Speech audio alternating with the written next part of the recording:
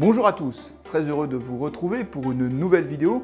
Aujourd'hui, on va parler d'automobile. Vous le savez, l'industrie automobile traverse une crise sans précédent. Le président de la République vient d'annoncer un plan de relance de 8 milliards d'euros. On va rentrer dans le détail de ce plan de relance et surtout, on va voir si ce plan à lui seul peut permettre à l'automobile de rebondir.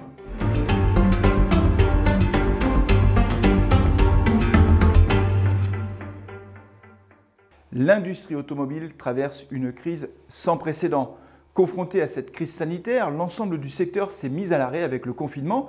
Les usines se sont arrêtées, les concessionnaires automobiles ont fermé, les ventes se sont effondrées, bien sûr en Europe, mais c'est aussi une particularité de cette crise un peu partout dans le monde, que ce soit en Chine, avec le premier marché mondial, aux États-Unis, qui reste le deuxième marché mondial, et bien sûr l'Europe, où les ventes se sont même effondrées dans certains pays de 90% au mois d'avril. Pour faire face à cette crise, l'ensemble des acteurs se sont mobilisés, ont fait des propositions et le gouvernement vient d'annoncer un plan d'aide massif de 8 milliards d'euros. Je vous propose de découvrir tout de suite les principales mesures de ce plan.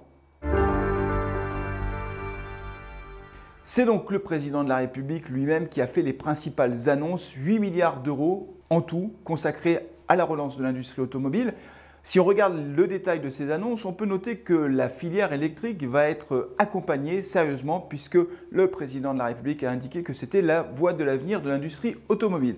C'est donc un plan de relance massif qui a été annoncé par le président de la République avec deux mesures principales. D'abord le bonus écologique et également la prime à la conversion. Alors si on commence par le bonus écologique, il sera porté à 7 000 euros pour l'achat d'un véhicule électrique. Il était de 6 000 euros jusqu'à présent. Fait nouveau, les entreprises, les professionnels bénéficieront également d'un bonus de 5 000 euros s'ils achètent un véhicule électrique d'un montant inférieur à 45 000 euros. L'hybride sera également accompagné, alors c'est l'hybride rechargeable, là aussi c'est nouveau, avec un bonus de 2 000 euros. La prime à la conversion de son côté se voit également renforcée.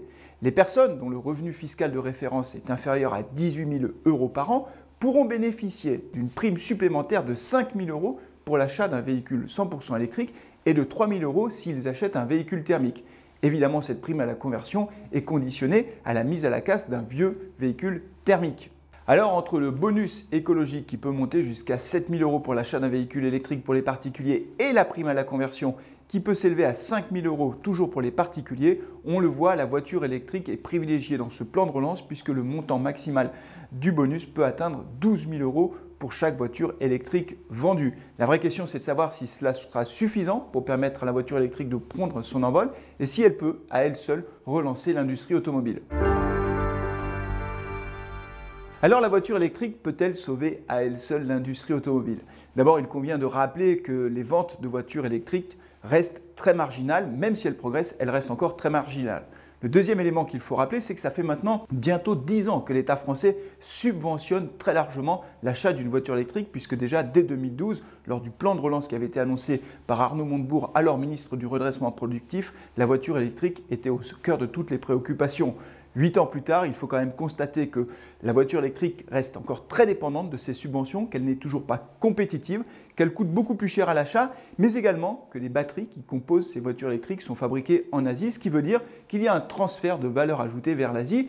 Évidemment, il faut que l'Europe puisse réagir face à ça en créant ce que l'on appelle le Airbus de la batterie. Ce sera difficile parce que les concurrents asiatiques sont déjà très bien positionnés. Le top 10 des constructeurs mondiaux de batteries électriques est asiatique, ils ont une longueur d'avance. Et donc la voiture électrique reste un enjeu industriel majeur pour tous les pays européens, mais pour la France en particulier, car il faut le rappeler, la France est un grand pays de l'industrie automobile avec deux constructeurs qui font partie du top 10 mondial.